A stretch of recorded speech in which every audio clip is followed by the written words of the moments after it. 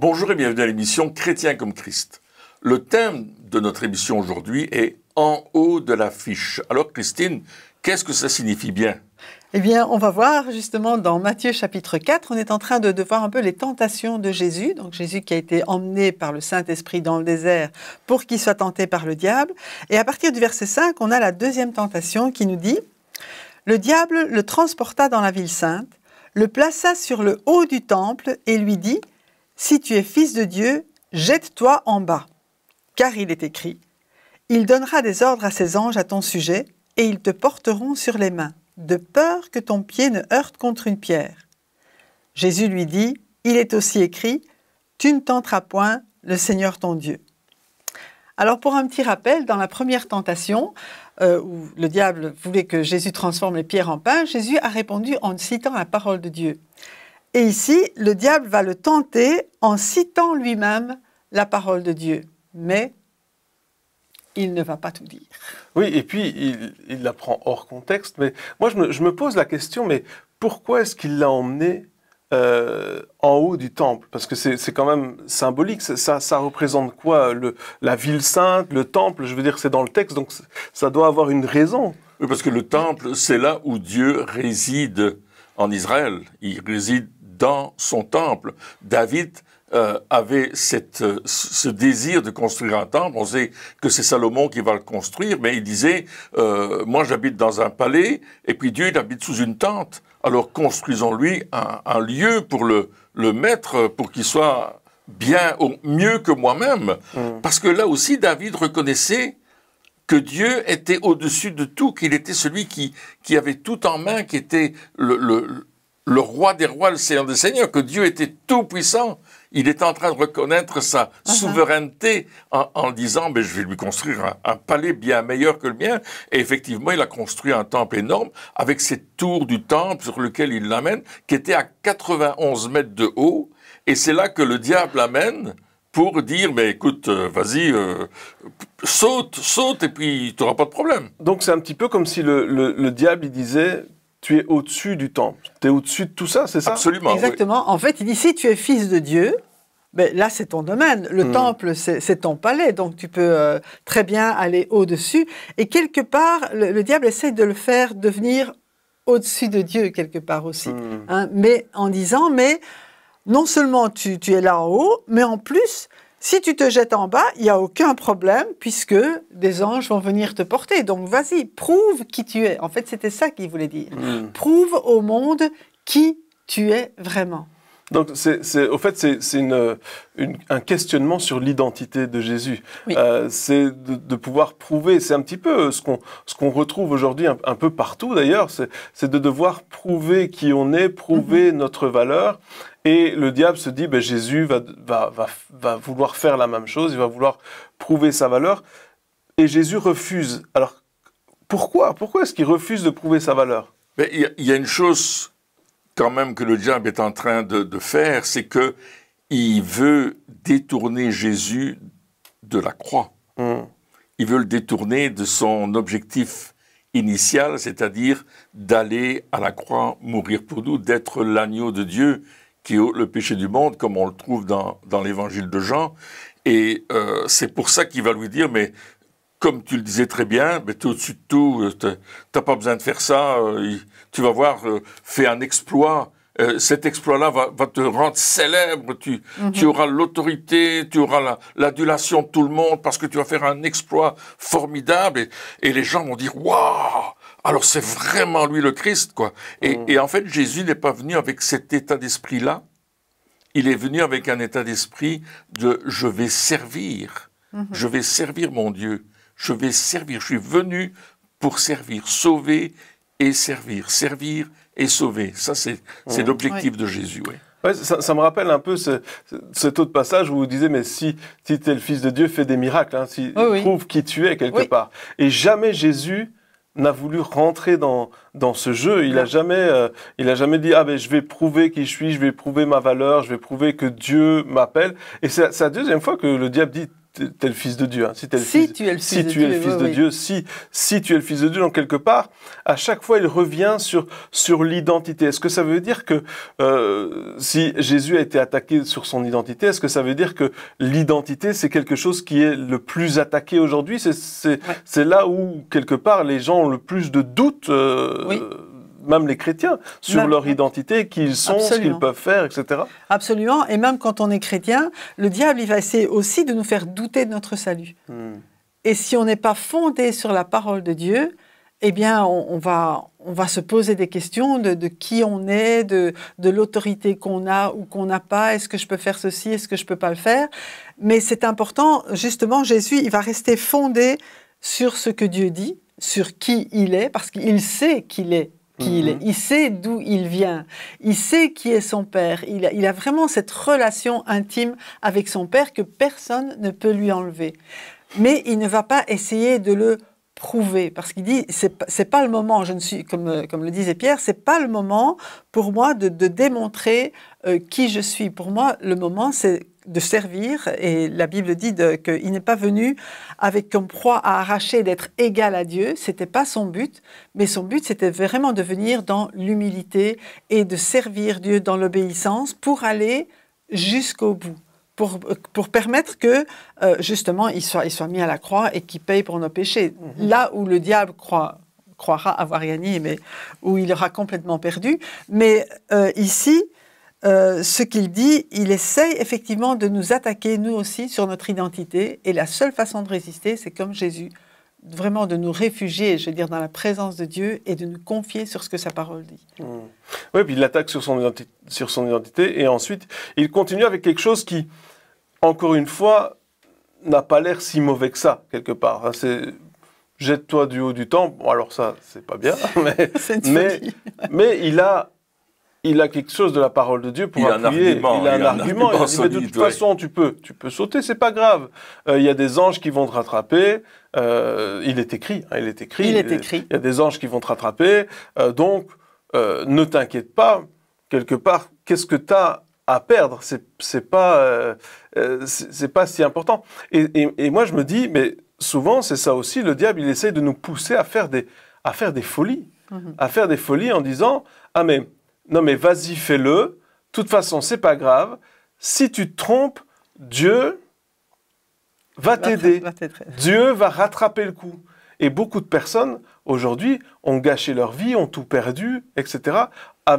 Parce qu'ils se sont dit, ah je vais aller au-delà de ce que Dieu m'a demandé, je ne suis pas sûr que c'est Dieu, je n'ai pas une confirmation, mais je vais quand même le faire, c'est une folie. Alors on peut même aller spiritualiser les choses et dire c'est un acte de foi, hein, parce que ça peut être très...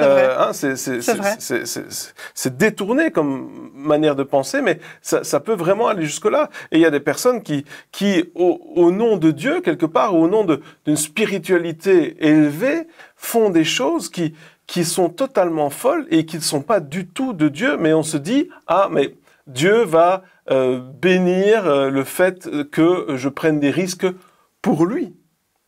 Et là, on est dans un manque de sagesse totale, bien sûr, mais on voit que c'est le diable qui essaie de pousser. Exactement. Alors, la question qu'on peut se poser, je sais, quand on entend ce genre de paroles, mais c'est comment discerner quand c'est le diable qui essaie de me pousser à faire quelque chose de fou au nom de Dieu ou pour Dieu, ou quand c'est vraiment Dieu qui demande les choses et qui aussi, des fois, paraissent folles aux yeux des hommes, hein, on est d'accord. Mais des fois, ça peut être... la ligne peut quand même être étroite entre les deux. Mais c'est toujours une question de relation avec Dieu lui-même, une question d'intimité avec Dieu. Quand je n'ai pas mon intimité, quand je suis pas dans la recherche de Dieu, quand je suis pas dans la recherche intense de qui il est, c'est clair que je vais écouter toutes sortes de choses. Et je vais même croire que je peux être sauvé par mes œuvres. Parce qu'en fait, on voit ici la différence entre un salut par la grâce et un salut par les œuvres. Parce qu'il dit, fais quelque chose d'extraordinaire. Et souvent, beaucoup de personnes disent, mais moi, Dieu va m'accepter parce que je fais tellement de bonnes choses. Et puis Dieu veut peut-être nous dire un jour, c'est bien ce que tu fais, mais je te l'ai pas demandé. Donc, une des clés, c'est de se dire, est-ce qu'en faisant ça, je mets ma réputation au-dessus. Est-ce que, c'est vrai, est-ce que quel est mon but derrière tout ça? Est-ce que je fais ça pour être vu? Est-ce que je fais ça pour qu'on puisse dire de moi, ah, lui alors, ou elle, ah, ça c'est vraiment un homme, une femme de foi. Est-ce que je fais ça pour ça? Est-ce que c'est ça mon but derrière? Donc si déjà ma motivation cachée, bien sûr, parce qu'on va pas le dire aux gens on va dire, oh, gloire à Dieu, tout ça, mais cachée derrière, pourquoi est-ce que je le fais? Est-ce que c'est pour prouver quelque chose? Ou est-ce que c'est parce que je pense que Dieu me demande de le faire? C'est ça aussi. Et que j'ai rien. Si je fais quelque chose en me disant j'ai rien à prouver, je vais juste obéir, et c'est ce que Jésus a fait, eh bien alors là déjà j'ai une partie de la réponse. Il y a une partie de la réponse. Et la deuxième partie de la réponse, c'est savoir dans ton cœur, est-ce que quelque part tu as la paix ou bien est-ce qu'il y a du trouble? Est-ce que tu n'es pas tout à fait sûr? Tu vas le faire quand même en disant oui, c'est un acte de foi. De toute façon, effectivement, Dieu, il va rattraper les choses. C'est clair que c'est un raisonnement et je suppose que beaucoup de nos amis à l'écoute sont déjà passés par cette expérience. Et c'est vrai que Dieu est bon. D'accord, et c'est vrai qu'il va être là, mais ce n'est pas son plan premier. Et le fait est que la réponse de Jésus, c'est « Il est écrit, tu ne tenteras pas le Seigneur ton Dieu ». C'est-à-dire, tu ne feras pas quelque chose de risqué sans être certain que c'est vraiment Dieu qui le demande. Ou bien en mettant Dieu devant le fait accompli, bon, regarde, j'ai fait ça, mais... comme un enfant qui fait des bêtises et puis qui court vers ses parents pour dire « Ah, il faut réparer parce que j'ai... » Oui, donc voilà. L'expression « vaut mieux demander le pardon que la permission ouais. », c'est pas une bonne expression. Non. c'est ça qu'on se dit des fois. Ah, mais c'est ça, mettre Dieu devant le fait accompli. Ouais. C'est de dire « Écoute, si je me trompe, je demanderai pardon. » Voilà. C'est ça. Et quelque part, on ne laisse pas le choix à Dieu. Et donc, ça veut dire aussi que... ultimement, c'est pas Dieu qui dirige notre vie. C'est ça. Mais c'est nous. On a fait un choix. On va pas parler de la vie en général. On va dire qu'il y a des choix. Cette situation-là. Cette situation-là. Je crois qu'il faut pas non plus généraliser et puis tout diaboliser. Mais c'est clair que le diable va essayer de nous faire prendre des choix qui ne sont pas justes, quoi. Oui. Mais ici, quand même, on a affaire à une tentation. On sait que c'est une tentation, une mise à l'épreuve. On sait qu'on a affaire au diable, qui, lui, est le prince de ce monde. C'est ce que nous dit la Bible. Mais on le sait parce qu'on lit le texte. Oui, parce qu'on lit le texte. Mais Jésus... Parce que une tentation, à la base, est une bonne tentation seulement si on ne reconnaît pas que c'est une tentation. Oui. C'est parce que le diable, il est rusé, il est futé. Donc, il va faire des choses en se disant, ils vont pas reconnaître que c'est moi qui essaye de les avoir. C'était ça le but. Nous, on lit le texte. Alors, on dit, c'est le diable, on le sait, le tentateur est venu, on le sait. Mais Jésus, sur le fait, alors bien sûr, il l'a sûrement reconnu très vite, mais si on se met à sa place un instant, on pourrait dire, pourquoi pas? C'est pas, la première chose, change les pierres en pain. Pourquoi pas? C'est pas mauvais. Ouais. On peut pas le reconnaître tout de suite. Donc, la question, c'est ça. C'est Jésus, comment est-ce qu'il a fait aussi pour le débusquer? Oui, mais il y a une réponse dans ce que l'apôtre Paul nous enseigne, le discernement des esprits. Et Jésus va, dans tout son ministère, démontrer que, effectivement, il exerce les différents dons du Saint-Esprit. Pourquoi? Mais parce que Jésus, il est venu sur la terre. Le premier message de Jésus, c'est « Repentez-vous, changez de comportement, parce que le royaume est là. » Et en fait, Jésus est en train de dire « Je viens avec l'autorité du royaume. » Et là, il est en train d'être confronté à Satan qui lui dit « Mais non, c'est moi qui ai l'autorité. Je vais prendre ton autorité. Je vais te saper ton autorité. » Mais Jésus, dans tout son comportement, va faire que il va changer la vie des gens parce que il incarne, il représente, il annonce la puissance du royaume de Dieu. Il le démontre. Il ne fait pas seulement qu'en parler, il est lui-même cela. Et nous sommes appelés à devenir comme cela. C'est pour ça qu'à un certain moment, on va discerner si, comme tu disais dans ton livre, ici, la colline du changement, tu parles justement des lois du royaume.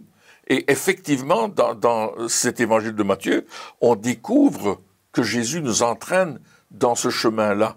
Et lui, il ne va pas se laisser tenter parce qu'il a un objectif, c'est de représenter Dieu sur la terre et pas de devenir au-dessus de Dieu. Il est là pour servir, encore une fois. Il est là pour apporter quelque chose de neuf, quelque chose de frais, quelque chose de puissant qui va transformer la vie des gens. Donc cette attitude de serviteur, quelque part, elle va nous protéger de beaucoup de choses. Oui. Cette attitude de service, d'obéissance, ça va vraiment nous garder. Le diable, il vient en disant, quelque part, tu parlais de royaume, il y a une confrontation de royaume, il y a une confrontation de mentalité de royaume. Oui. Absolument. Et le diable, il est en train de dire à Jésus, ici, tu es dans un royaume où il faut tout prouver. Tu dois prouver qui tu es, tu dois démontrer, tu dois aller au-dessus des autres, tu dois aller être au-dessus de la mêlée, tu dois être un gagnant, et ça c'est, ici tu es dans ce royaume-là. Tu es dans le royaume où il faut faire des coudes, etc. Et on est dans ce royaume. On est dans ce royaume. Et des fois, et donc il est en train de dire à Jésus, il faut que tu vives selon les principes de ce royaume.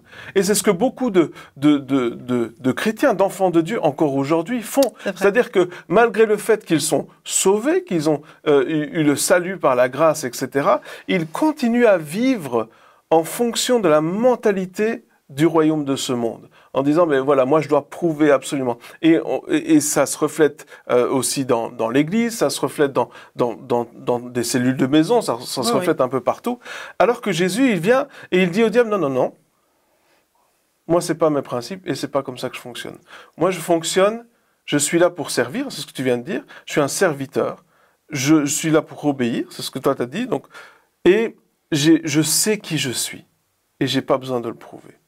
Si tu n'es pas d'accord avec qui je suis, si tu veux essayer de mettre en doute qui je suis, c'est pas mon problème. Tu n'es pas obligé de croire qui je suis.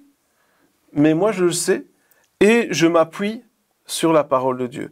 Mes principes ne viennent pas de ce monde qui nous entoure. Mes principes viennent de la parole de Dieu. Exactement. Et c'est ça qui change notre vie. Parce qu'on peut être chrétien, être sauvé et continuer à vivre selon les principes du monde, malgré le fait qu'on a lu la parole de Dieu. Et on lit la parole de Dieu, et des fois ça nous dérange parce que c'est pas forcément en accord avec ce qu'on vit, avec ce qu'on pense, etc. Et puis on se dit, soit c'est daté, il faut évoluer, ou alors je vais un petit peu tordre la parole de Dieu, on en a déjà parlé, mais je vais un peu tordre la parole de Dieu pour qu'elle soit d'accord avec moi. Ou alors on dit, mais ça je vis pas selon ce principe-là. Alors dans cette partie-là, je vais changer. Et c'est ça que Jésus est en train de dire. Et c'est ça qu'il nous dit à nous aussi, parce que c'est quand même la base. Ces trois tentations, c'est la base du ministère de Jésus, c'est-à-dire qu'il n'a rien pu faire avant d'avoir surmonté ces choses-là. C'est vrai. Et donc, avant d'avoir surmonté ces choses aussi dans notre vie, ces questionnements qu'on peut avoir sur qui nous sommes, etc., eh bien, on ne peut pas servir efficacement. Parce que même si on commence à servir, on va servir avec cette mentalité de « j'ai des choses à prouver ». Et là, on va peut-être même faire plus de tort que de bien. Et donc, on doit revenir à ces principes de base et se dire « Ok, Jésus, il a réagi comme ça. Comment il a fait pour réagir comme ça ?» Oui, c'est basé sur la parole de Dieu. Mais il s'est basé sur le fait que juste avant d'être dans le désert, il y a une voix qui s'est fait entendre et qui a dit « Celui-ci est mon fils bien-aimé, en qui j'ai mis toute mon affection. » Il avait la certitude de qui il était. Et il s'est dit « Je suis aimé de mon Père. » Oui. Mais il ne s'est pas servi non plus de qui il était pour essayer de le prouver ou bien de se faire une réputation. Et ça, je crois aussi, c'est très important de voir que Jésus est resté dans la soumission à son Père. Il dit, quelque part, c'est comme s'il disait « Mes ordres, ils viennent de mon Père. Toi, tu n'as rien à me dire. » Il dit à Satan « Tu peux me dire tout ce que tu veux, ça ne m'influence pas parce que ce n'est pas ce que mon Père m'a demandé de faire. » Voilà, simplement, et c'est pour ça qu'il va dire, et depuis son baptême, il a cette mentalité qui dit « Je ne fais rien sinon ce que je vois faire au Père, je ne dis rien sinon ce que j'entends dire au Père. » C'est vraiment sa ligne de conduite. Et il connaît tellement bien la voix du Père que quand il y a une voix qui vient, qui n'est pas celle du Père, il la discerne automatiquement en disant « Non, ça, c'est pas ça. C'est pas dans ce but-là que je suis venu, donc jamais mon Père ne me demanderait de faire ça. » Oui, il avait repéré le diable quelque part. Oui. Hein, à la première tentation, il l'a repéré. Et ça aussi, c'est intéressant de voir, c'est que il a été repéré, le diable, il s'est fait avoir, mais il n'a pas déclaré forfait tout de suite. Non. Il est revenu à la charge, avec cette fois-ci, on l'a dit, un verset de la parole de Dieu. Oui. Ah, ben moi aussi, je connais la Bible. Lui aussi, il connaît la Bible. Moi aussi, je connais. Et donc, tu veux qu'on cite la Bible? Tu veux dire, il est écrit? Ben, je vais dire, il est écrit, il n'y a pas de problème. Donc, il est revenu à la charge.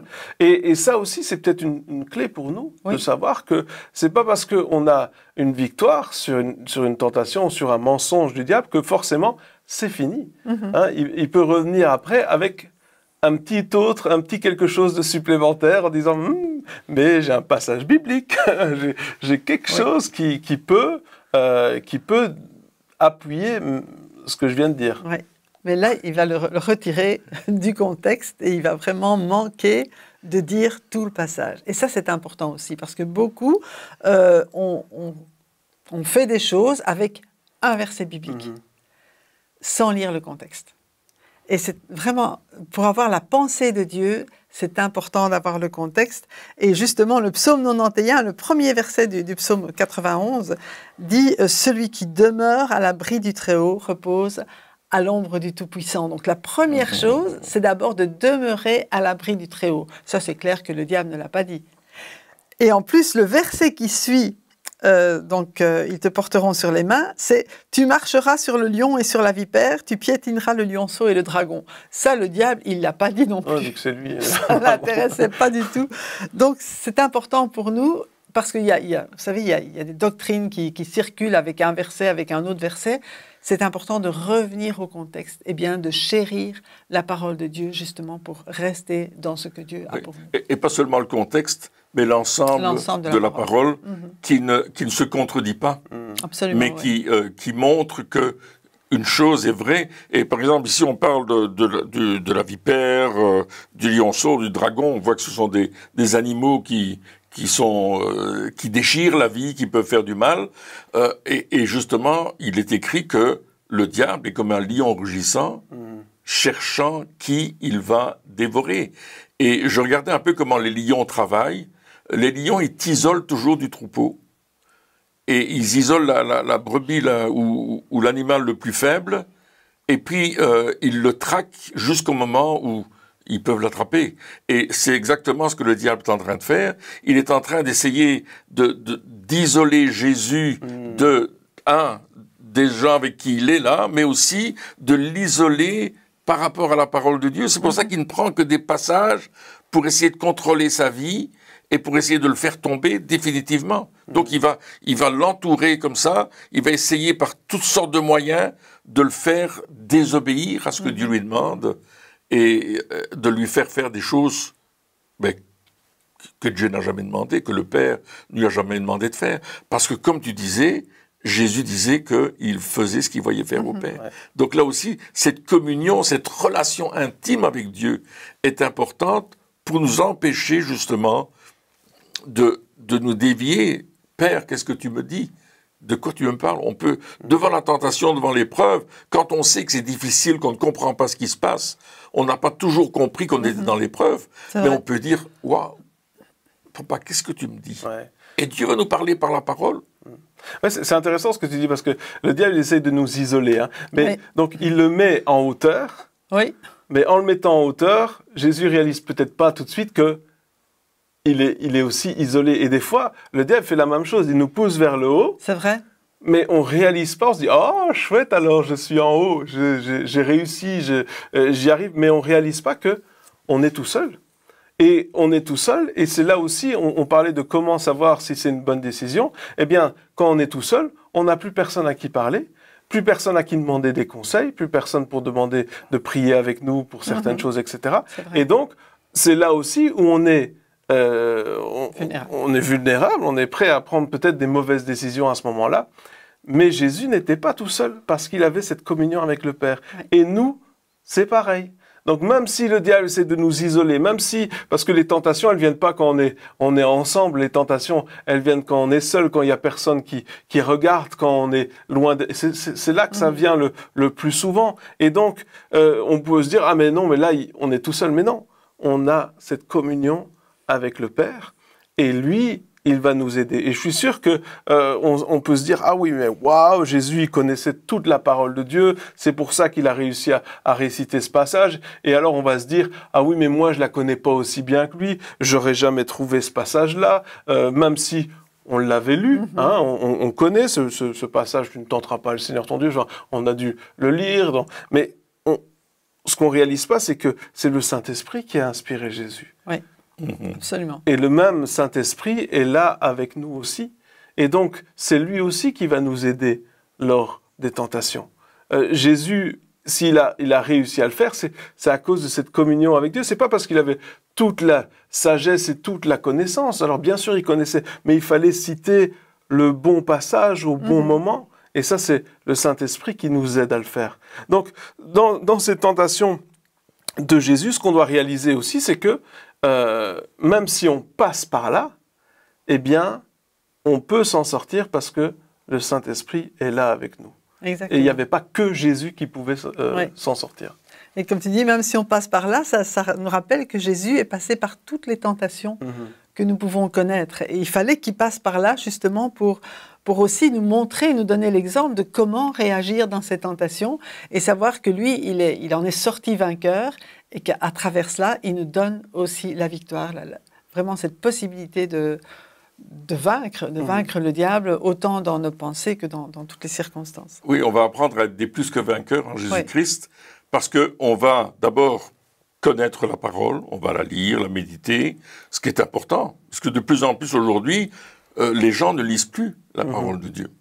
Hein? Mais on peut la lire, on peut l'écouter aussi avec des applications Internet, on peut écouter la parole, mais on doit la méditer, on doit la réfléchir, on doit la digérer. Il faut qu'à un certain moment, ce qu'on a lu le matin ou ce qu'on a étudié dans la journée de la parole de Dieu, ou en soirée, ça dépend du moment de votre dévotion, on doit l'étudier, le réfléchir. Qu'est-ce que ça veut dire pour ma vie? Comment est-ce que je peux le mettre en pratique? Comment je peux l'appliquer?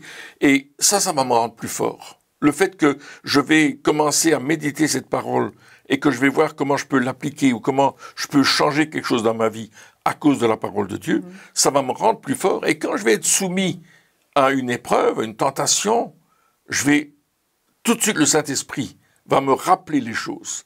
Parce que Jésus a dit qu'il nous enverrait un autre consolateur qui va nous enseigner toutes choses, nous conduire dans toute la vérité et vraiment nous donner la force et le discernement qu'on a besoin pour discerner que attention, là c'est une tentation. Ouais. Amen. Ouais, et ça c'est extraordinaire de savoir ça et de savoir que finalement on n'a pas besoin d'être en haut de l'affiche parce qu'on est déjà précieux aux yeux de Dieu. Amen. Eh bien, chers amis, merci encore de nous avoir suivis pour cette émission et puis on se retrouve très bientôt pour la suite. Au revoir.